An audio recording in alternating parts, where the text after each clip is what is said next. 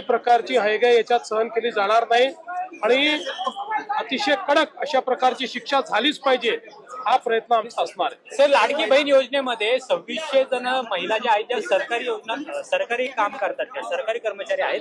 काय की लाडकी बहिणीच्या निकषात नसलेल्या काही लोकांनी अर्ज करून त्या काळामध्ये याचा लाभ घेतलेला आहे माहिती असल्यामुळेच आम्ही सातत्याने या संदर्भात काही चौकशी करतो आहोत. त्यातनं जे जे लोक अशा प्रकारे आम्हाला सापडतात त्यांना आम्ही कमी करतो आहोत. आता या संदर्भात अजून काम पूर्ण व्हायचं, अजून काम पूर्ण झाल्यानंतर तुम्हाला सगळी माहिती आम्ही देऊ.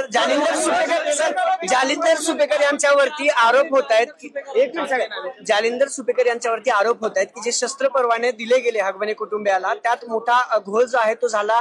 आज पुन्हा एक बातमी आली की पत्ते बदलले गेले, ते स्वतः मामा आहेत या सगळ्या प्रकरणात, अधिकार देखील काढून घेतलेत. असं आहे की अशा प्रकारची तक्रार आलेली आहे.